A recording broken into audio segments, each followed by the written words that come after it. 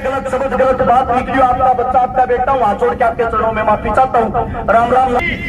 यहाँ से मिट्टी खोद के देख लेना, इस मिट्टी के अंदर हिंदू मुसलमान सिख ईसाई सबका रक्त मिलेगा इस आजादी के लिए। लेकिन उसके बाद ऐसी क्या बात आई कि हिंदू और मुसलमान हमेशा के लिए एक दूसरे के दुश्मन हो गए। जवाहरलाल नेहरू और मोहम्मद अली जिन्ना दोनों को राजनीति का कीड़ा था, दोनों को प्रधानमंत्री बनना था। जिन्ना को बोले अपने मोमडन मुसलमान एक तरफ ले जा और नया पाकिस्तान बना ले, तेरे को प्रधानमंत्री बनना, तू वहां बन जा। और जवाहरलाल बोला मैं हिंदुओं पर राजनीति करूंगा, इनका प्रधानमंत्री मैं बनूंगा। दो देश अलग हुए सिर्फ राजनीति के लिए। जब राजनीति के लिए दो देश अलग हुए, हिंदू मुसलमानों में इन लोगों ने इनकी तुच्छी राजनीति ने मारकाट मचवा दी। उस मारकाट के अंदर मेवात का भी नंबर आता है। जब मेवात का नंबर आया, मेवातियों को बोला गया हिंदुस्तान को खाली करो, यह आप लोगों का देश नहीं है, पाकिस्तान चले जाओ। दिल्ली से रेल के अंदर बैठाते थे, आप लोगों को पाकिस्तान भेज देते थे। उस वक्त मेवातियों ने कहा हमारा हिंदुस्तान है, हिंदुस्तान किसी के बाप का नहीं, हम रहेंगे हिंदुस्तान में। और अगर पाकिस्तान लेके जाना है तो हमारी लाश को लेके जा सकते हो, जिंदा मेवाती को नहीं। इस बात का पता लगता है कि मेवातियों ने जिद पकड़ ली। देश के सबसे बड़े नेता उस वक्त के बापू गांधी को बुलाया गया कि ये ही मना सकता है इन लोगों को और कोई नहीं। ये हकीले हैं, ये जिस चीज पर अड़ जाते हैं जान दे देते हैं, वापिस नहीं आते। आपके मेवात के अंदर घासेरा गांव है, वहां पे बापू गांधी जी आए। गांधी ने आप लोगों को मनाया, तुम्हारे को अच्छी सुविधा दिलवाऊंगा, अच्छी फैसिलिटी दिलवाऊंगा, आप लोग यहाँ से पाकिस्तान चले जाओ, वापिस आ जाओगे शांति होने के बाद। ये गांधी के शब्द थे। उसी वक्त एक मेवाती बुजुर्ग ने खड़ा होकर कहा गांधी जी हमारे को हमारे देश के अंदर मिट्टी दे दो, मिट्टी नसीब करवा दो, वो काफी, अब देश को छोड़ के नहीं जाएंगे। ये बात सुनने के बाद गांधी ने ऐलान किया मेवाती हिंदुस्तान की रीढ़ की हड्डी है और मेवाती यही रहेगा।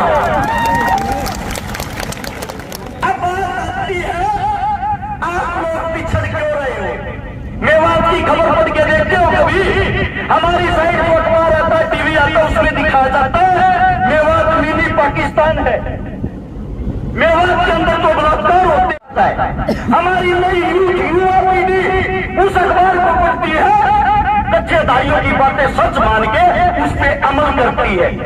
उनको यह दिखाई नहीं देता इस देश को जो हाल में चला रहा है, सरकार चलाने वाला जिसका नाम है नरेंद्र मोदी, भारत देश का प्रधानमंत्री, जिस जाति की अगर बात आती है, जिस जाति में उसने जन्म लिया, मैं मोदी साहब से पूछना चाहता हूँ, मोदी साहब आप खुल के सबके सामने क्यों नहीं बताते आपकी जाति क्या है? आपने किस जाति में जन्म लिया है? तेली जाति में। वो तेली जाति 1947 से पहले मुसलमानों के अंदर आती थी, 47 के बाद उन्होंने हिंदू धर्म में कन्वर्ट किया। अरे आप देश के मुस्लिम परिवार में पैदा होकर या हिंदू मुसलमान परिवार कर हमारे को मरवाना चाहते हो। अब बात आती है कमी की। कमी कहाँ है सिस्टम में? कमी है आप लोगों के अंदर, कमी है हमारे अंदर। वो कमी क्या है? भगत सिंह, राजगुरु, सुखदेव लाहौर जेल के अंदर जब फांसी तोड़े जा रहे थे, उसके बाहर जेल के बाहर लाखों आदमियों की भीड़ थी। सब उनको क्रांतिकारी मानते थे, सब उनको देशभक्त मानते थे। वे लाखों आदमी बाहर चिल्ला रहे थे इंकलाब जिंदाबाद, भगत सिंह जिंदाबाद। लेकिन एक भी आदमी के अंदर इंसानियत नहीं थी।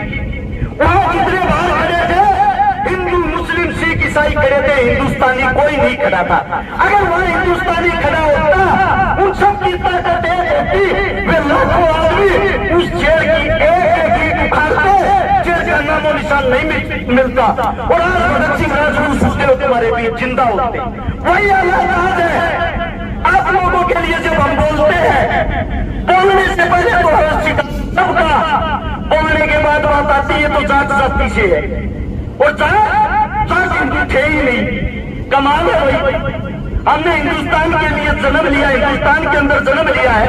हमारे बुजुर्ग हमारे सामने बैठ के मैं कहता हूँ ये रोज रोना बचर लठ खावे हैं, इनको बोलते हैं ये तो देश द्रोही है। मैं पूछना चाहता हूँ, जब बॉर्डर पर कोई बेटा कोई बच्चा शहीद होता है, आप लोगों ने उसकी जाति क्यों नहीं दिखाते? आज तक क्या किसी गुजराती बाबू ने सरहद के ऊपर लड़ाई लड़ी है? आज तक क्या किसी गुजराती बाबू ने हिंदुस्तान के लिए शहीदी दी है? अरे लड़े हम, मरे हम, देश को चलाए हम, और देश के राजा वो।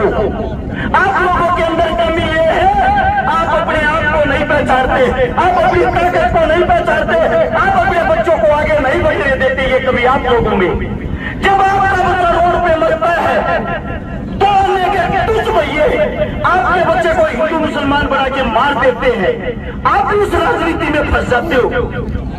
आप लोगों के अंदर ताकत नहीं है क्या? आप अपने खून को भूल गए क्या? या धमकियों से डरने वाले हो तो धमकियों की बात करो। मेरी औरत जब मैं घर से निकलता हूँ ये कहती है पता नहीं वापिस आएगा या नहीं।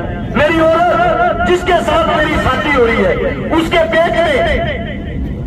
पेट में दूसरा बच्चा है, मेरे को यह भी यकीन नहीं है मैं उसका मुंह देख पाऊंगा या नहीं। जिस दिन से नूह मेवात के ऊपर मैं बोला, मैंने शुरुआत की ऐसी ऐसी धमकियां ऐसे ऐसे आदमियों की, सुबह मार देंगे शाम मार देंगे, फिर भी मैं एक बात कहता हूं इस सरकार को, समय तुम्हारा राज तुम्हारा हिम्मत है तो मार लेना। अगर मेरे बुजुर्ग जागे इनका समय आ गया, इन लोगों ने हमारे को ताकत दे दी, हम भागने का मौका नहीं देंगे। फैसला आप लोगों ने करना है। अरे इस देश का राजा किसान होता है, किसान। इस देश को संभालने वाला किसान का बेटा जवान होता है। और आप लोग अपनी ताकत भूलकर हिंदू मुस्लिम जात ब्राह्मण में फंसकर उन लोगों के बहकावे में आए हुए हो। चारों तरफ से धरती माप लेना, हर 7 किलोमीटर पर एक मंदिर मिलेगा, हर 12 किलोमीटर पर एक मस्जिद मिलेगी, हर 5 किलोमीटर पर पीर बाबा मिलेगा। मैं आप सभी साथियों से एक बात पूछना चाहता हूं, सच बताना, दिल से बताना, क्या एक हिंदुस्तान का राजा शिक्षा, स्वास्थ्य, रोजगार, पढ़ाई लिखाई की बातें करता है? जरूरत ही नहीं, क्योंकि उनको मजा आ गया है। हिंदू मुस्लिम उनकी खुराक हो गई है। आप लोगों को लगाओ कुर्सी पाओ और फिर आप लोग भाड़ में जाओ। अरे आप लोग कब जागोगे? मैं आप लोगों से सिर्फ एक बात कहना चाहता हूँ, अगर आप लोग इस मेवात की पंचायत को बिना किसी निरीक्षण के वापिस अपने घर चले जाते हो, आपके बेटे आपके उन बच्चों की उम्मीदें टूट जाएंगी जो आज हमको धमकियां देते हैं।